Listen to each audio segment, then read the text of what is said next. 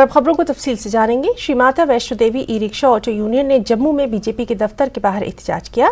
वो मुतालबा कर रहे थे कि ई ऑटो रिक्शा के रास्ते को जोन में तकसीम करने का इंतजामिया की तरफ से लिया गया फैसला उन्हें काबिल कबूल नहीं है। यूनियन के सदर गौरव कपूर ने मीडिया से बातचीत में कहा कि इंतजामिया को इस हुक्म को मनसूख करना चाहिए, क्योंकि पहले ही 37 रजिस्टर्ड स्टैंड है जहां से वो काम कर रहे हैं और रूट्स को जोन में तकसीम करने की जरूरत नहीं है। इस सिलसिले में उन्होंने बीजेपी हेडक्वार्टर में एक मेमोरेंडम भी पेश किया।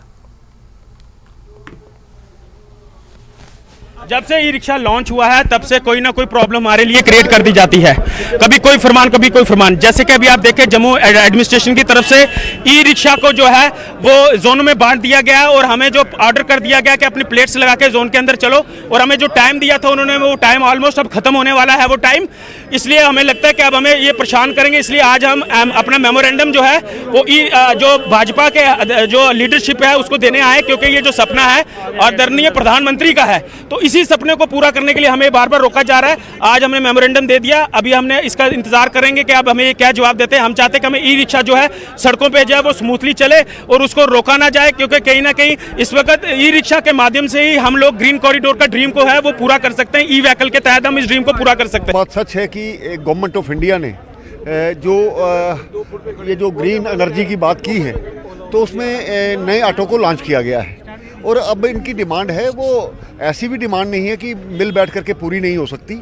उसमें मुझे लगता है कि एडमिनिस्ट्रेशन को इंटरेस्ट लेकर के जो भी इनकी डिमांड्स हैं, इनके रिप्रेजेंटेटिव्स हैं जो उनको सुनना चाहिए, और उसी हिसाब से जो स्टैंड्स इनके ऑलरेडी जो बताया गया कि 37 स्टैंड्स बने हुए हैं, उसी आधार पर इनके साथ डील करना चाहिए। तो मैं आपके माध्यम से ये कहना चाहता हूँ हम भी इस पर बात करेंगे और जल्द ही जो इनकी समस्याएं हैं उनको हल करने का प्रयास करेंगे।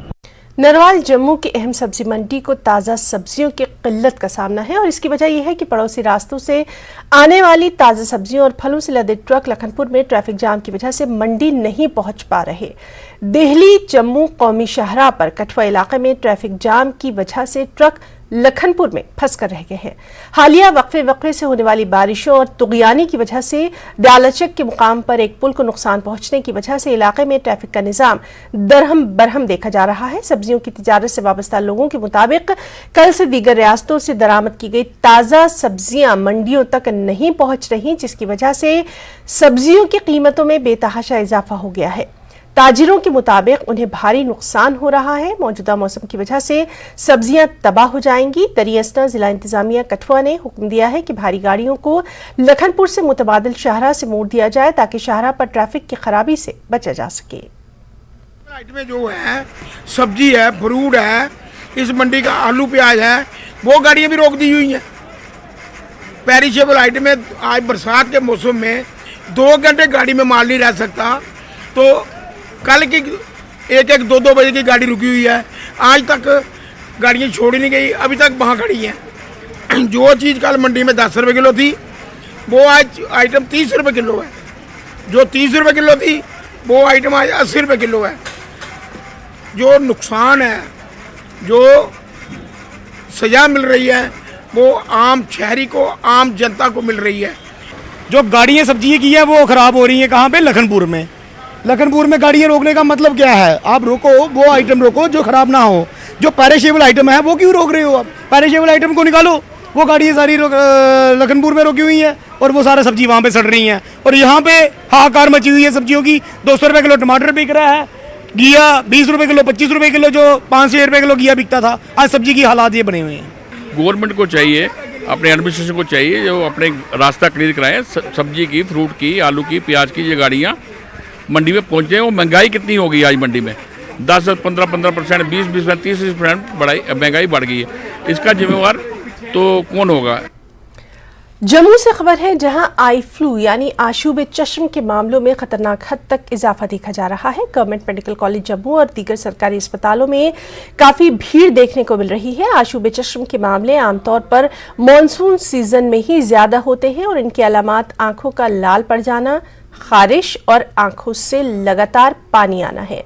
डॉक्टर अशोक शर्मा HOD शोबा इमराज चश्म ने न्यूज़ 18 से बात करते हुए कहा कि पिछले कुछ दिनों से पहले के मुकाबले OPD में आई फ्लू के मामलों में 80% इजाफा देखा जा रहा है।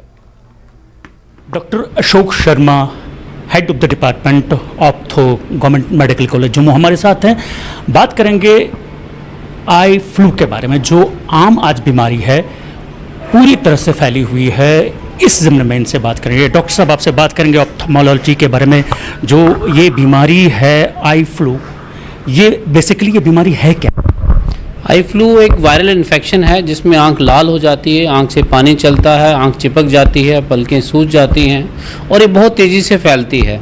हर साल जब 2-4 साल के बाद जब वायरस का नया जीनोम आता है, नया वायरस आता है, उसमें कोई म्यूटेशन होती है, उसका स्ट्रक्चर बदल जाता है, तो ये एक एपिडेमिक के रूप में मतलब बहुत सारे केसेस एक साथ आना शुरू हो जाते हैं। तो अब भी यही हुआ है, कोई वायरस का नया म्यूटेशन हुई है जिसकी वजह से बहुत सारे केसेस जो आज से हफ्ता पहले हमारे पास 5-10% थे, आज सुबह की ओपीडी में ऑलमोस्ट 70 से 80% लोग वायरल फ्लू लेके आ रहे हैं।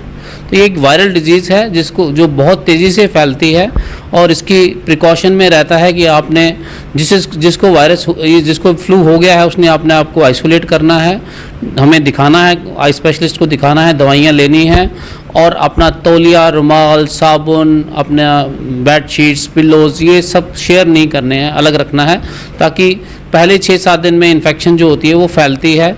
तो अगर पहले 6-7 दिन में आप किसी के टच में नहीं आते हैं तो इन्फेक्शन आपके साथ ही ख़त्म हो जाती है, आपके पास ही रह जाती है, आगे नहीं जाती है।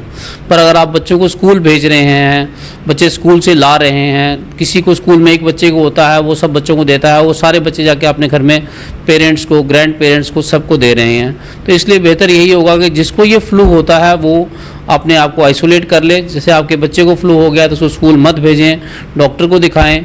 मोस्टली ये बिनाइन है, बहुत ज़्यादा नुकसान नहीं होता है आप आँखों को, क्योंकि इसमें कंजक्टिवा ही तक ही इन्वॉल्व है। जो हमने अभी तक केस देखे हैं, कॉर्निया इन्वॉल्व नहीं है। कॉर्निया जो सेंटर वाला पर्दा होता है, जो ट्रांसपेरेंट होता है, आपको काला दिखाई देता है। तो जब कॉर्निया जब तक इन्वॉल्व नहीं है तब तक नज़र की कोई परेशानी वाली बात नहीं है और ये धीरे धीरे सेटल हो जाता है। अगर हम ट्रीट करेंगे तो 1-2 दिन में पेशेंट ठीक हो जाएगा, 5 दिन में ठीक हो जाएगा, नहीं करेंगे तो हफ्ता 10 दिन लग जाएंगे, पर ट्रीटमेंट सबको लेनी है। United Kashmiri Sikh progressive forum के चेयरमैन बलदेव सिंह ने सिख तबके के लिए भी सियासी रिजर्वेशन देने की मांग की है। उन्होंने कहा कि वो जम्मू कश्मीर में हालिया रिजर्वेशन का खैर मकदम करते हैं, साथ ही कश्मीरी सिख बरादरी के लिए भी रिजर्वेशन की मांग करते हैं। उन्होंने कहा कि वो रिजर्वेशन के लिए वज़ीर दाखिला से भी उन्होंने नुमाइंदगी की थी और उन्हें रिजर्वेशन की यकीन दहानी कराई गई थी। उन्होंने हुकूमत से सिख बरादरी को सियासी रिजर्वेशन पर गौर करने की अपील की है और उम्मीद जाहिर की कि जम्मू कश्मीर के तमाम सियासी रहनुमा और सिविल सोसाइटी सिख बरादरी को हुकूक दिलाने में मदद करेंगे। उन्होंने हुकूमत उन्हें नज़रअंदाज नहीं करने की अपील की है। देखिए, हमारे साथ हर वक्त जो है नाइंसाफ़ी हुई है, ख़ासकर जो कश्मीर में सिख रहते हैं। वो जितना सेक्रीफाइस कश्मीरी सिख ने किया 47 से लेके पाक को लेके 35,000 लोग उस टाइम हमारी शहादत दिया लोगों ने, गांव के गांव खाली हो गए। उसके बाद 90s के बाद जब कश्मीरी पंडित यहाँ से गए, सिख कौम डटी रही और उनका बहुत नुकसान हुआ। चिट्टी सिंहपुरा कांड, बैजू नगर कांड और कितने सारे लोग यहाँ पे जिन्होंने अपने खून से इस कश्मीर को सेफ रखा, सरदार यहाँ पे बसते रहे। और जब फ़ायदे की बात आती है, जब हम कोई चीज़ गवर्नमेंट को देने की बात आती है तो हमें ही इग्नोर किया जाता है। और क्योंकि सबसे ज़्यादा नुकसान अगर इस 90 के बाद इस 30 साल में हुआ वो कश्मीरी सिख का हुआ है। अगर आप देखोगे हमारे गांव के गांव उजड़ गए, हमारे लोग अपनी सस्ती ज़मीनें बेच के उन्होंने अपने जो हैं बाज़ारों में आ गए, जिस तरह कोई श्रीनगर में आ गए, अगर आप और जो रूरल एरिया के लोग थे जो बारामूला में आ गए, इस तरह जो त्राल वाले लोग थे वो अनंतनाग चले गए या श्रीनगर आ गए। और मैजू यहाँ पे जिस तरह ये बडगाम है, ये जो आपका मैजू नगर है, उलची बाग है, ये सारा जो है ये 90 के बाद ही यहाँ पे डेवलप हुआ, क्योंकि लोग एक सेफ जगह आ गए बच्चों को पढ़ाने के लिए। और जब बात करें, जब हम अभी हमें बड़ी खुशी है कि उन्होंने कश्मीरी पंडितों को 2 सीटें उन्होंने रिजर्व की हैं। हम गवर्नमेंट से यही कहते हैं, जिस तरह उनको एज ए माइग्रेंट कोटे पे, माइग्रेंट बेस पे उनको 2 सीटें दी हैं, तो जो कश्मीरी नॉन सिख माइग्रेंट हैं, जो नॉन माइग्रेंट लोग हैं, तो उनको भी 2 सीटें दे दें। उसमें गवर्नमेंट का कोई नुकसान नहीं है ना, क्योंकि जो हमें एम्पावर करने की ज़रूरत है। और हमारा कोई काफ़ी सारे मसले हैं, जिस तरह मेरे भाइयों ने बोला, वो लोग किसके पास जाएंगे?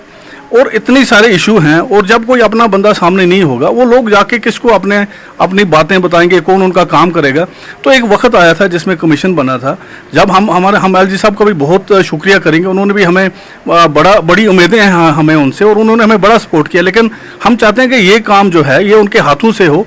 और अभी पार्लियामेंट चल रही है वहाँ पे दिल्ली में, मेरी सुबह तरुण चौक जी से बात हुई, मेरी सुनील जी से बात हुई, और हम खुद होम मिनिस्टर साहब को उनके घर में मिले। उन्होंने हमारे से वादा किया था कि आप ये बात मेरे ऊपर छोड़ो, मुझे पता है क्या करना है। लेकिन जब कल हमने देखा कि भाई ये सारा कुछ हो गया और सरदारों को दोबारा से इग्नोर किया गया, या तो ये प्रोजेक्शन या तो ये एक सिक्कों में है जो यहाँ पे एक बहुत बिल्कुल कम गिनती में, मतलब टोटल 1.5 लाख की पॉपुलेशन है हमारी, माइनॉरिटी स्टेटस भी नहीं मिला है, और हर वक्त हमें इग्नोर किया जाता है। और कितनी देर हम इन लोगों को यहाँ पे बोलेंगे रुकने के लिए, या हर वक्त या हमारी जो कम्युनिटी हमें क्वेश्चन करती है कि भाई हमारा एक सिंगल काम भी नहीं हुआ है, जबकि हम हर वक्त गवर्नमेंट के कोई भी काम होता है हम फ्रंट लेते हैं और हर काम हम करते हैं, और जब देने की बात आती है तो हमें इग्नोर क्यों किया जाता है। और ये एक वक्त था जब के अगर आप 47 से पहले देखें, जब महाराजा हरि सिंह ने पहली असेंबली बनाई थी, उसमें उन्होंने 2 सीटें सिखों के लिए रखी थी। इवन के बुद्धिस्ट के लिए 1 सीट ज़रूर थी, और यहाँ के मुस्लिम के लिए 10 सीटें 12 सीटें ज़रूर थी, और इस तरह कुछ उन्होंने अपने पास भी सीटें रखी थी। तो तब से लेके वो एक कोटा चल रहा था, और 47 के बाद जो है उसके बाद आज तक जो है किसी सरदार को किसी ने पूछा नहीं। हमें बड़ी आज थी इसके बाद के, अभी जिस तरह की बातें हुई थी, हम होम मिनिस्टर साहब को मिले थे, हम प्राइम मिनिस्टर साहब को भी मिले, उन्होंने बोला था कि हम ज़रूर आपका सोचेंगे। और डिलिमिटेशन कमीशन था, उनके साथ हमने 10 बार मीटिंगें की हैं, हमने मेमोरेंडम्स दिए हैं, अलग अलग जितनी हमारी सिविल सोसाइटी के लोग हैं सब ने मेमोरेंडम दिए हैं। मैं सोचता हूँ कि या तो जो यहाँ से जो रिकमेंडेशन जाती है वो प्रॉपर नहीं जाती है, और क्योंकि यहाँ का जो डाटा है, अगर आप देखेंगे कि एलजी साहब परसों हमारे छठी पातशाही गुरुद्वारे में भी आए, उसके बाद शोपियान के हम उनका बड़े शुक्रगुजार करते हैं। उन्होंने खुद देखा कि यहाँ के जो सिख पॉपुलेशन है वो कहाँ कहाँ रहती है, तो उसके बाद रहने के बाद जो लोग यहाँ पे रहते हैं उनको एम्पावर करने की ज़रूरत है। ये चाहते हैं कि हमने कश्मीर को स्ट्रांग करना है, स्ट्रेंथन करना है, और कश्मीर का एक गुलदस्ते की तरह कश्मीर को सजाना है, ठीक है ना। इसमें जिस तरह एक बगीचा होता है उसमें हर किस्म का फूल होता है। अगर गवर्नमेंट दिल से वो चाहती है तो उनको ये काम दोबारा से करना पड़ेगा। अगर वो उनकी ये सोच है तो उस सोच में जो है वो सबसे पहले यहाँ पे सिख हैं जो यहाँ रहते हैं, जो इस गुलदस्ते को अलग से एक खुशबू रंग देते हैं। और मैं चाहता हूँ कि गवर्नमेंट को इसको सीरियस सोचना चाहिए, और शायद हमारे से भी गलती हुई होगी, हमने इसको ज़्यादा फॉलो नहीं किया, और हम चाहते हैं कि ये उन्हीं के हाथ में है। ऐसा तो नहीं है कि बिल पास हो गई अभी पार्लियामेंट चल रहा है, तो ये आजकल में ही हो सकता है, और ये सीरियस होकर उनको करना चाहिए, क्योंकि अगर आज नहीं हुआ तो ये कभी नहीं होगा। और कल उन गवर्नमेंट को भी पछतावा होगा कि हमें एक मौका मिला था कश्मीरी सरदारों को हमें एम्पावर करने का, वो हमने खो दिया। तो मुझे लगता है कि क्योंकि देखो आज नहीं तो जो हमारा जो कश्मीरी सिख है वो गवर्नमेंट नौकरी पे डिपेंड है, जो रिटायरमेंट होता है वो अपना बच्चे उनके सारे बाहर हैं, वो बोरी बिस्तरा उठा के जम्मू या बाहर की जगह चला जाएगा। आने वाले टाइम पे यही गवर्नमेंट फिर लोगों को बोलेगी आके वापस बसो। जिस तरह कश्मीरी पंडितों को 30 साल से हम कह रहे हैं कि आप यहाँ पे आके, हम उनके लिए फ्लैट्स के सोच रहे हैं, हम उनके लिए प्राइम मिनिस्टर पैकेज के जॉब्स का सोच रहे हैं, तो वही चीज़ दोबारा से ना इनको करनी पड़े सरदारों के लिए भी। तो ये गवर्नमेंट को ही सोचना है, क्योंकि मुझे लगता है कि कश्मीरी सिखों से ज़्यादा इसका फिक्र गवर्नमेंट ऑफ इंडिया को होना चाहिए। बिल्कुल मैंने आज ही तरुण चौकी साहब से और सुनील, मैंने कहा हमारे HM साहब से मीटिंग करो, हम उनसे ये बात पूछना चाहते हैं कि अगर आपने हमें घर में बैठ के वादा किया था तो आज हमारा वो वादा पूरा क्यों नहीं हुआ। हम बिल्कुल उनसे टाइम मांगेंगे और हम कोशिश करेंगे हम 2-3 दिन के अंदर उनसे मिलें। इस पार्लियामेंट के रहते ही हम अपना जो काम है, हमें पूरी उम्मीद है कि वो सोच के ये काम करेंगे, क्योंकि जितने परेशान हम हैं उतनी ज़रूरत उनको भी हमारी है। खबरों में वक्त है एक छोटी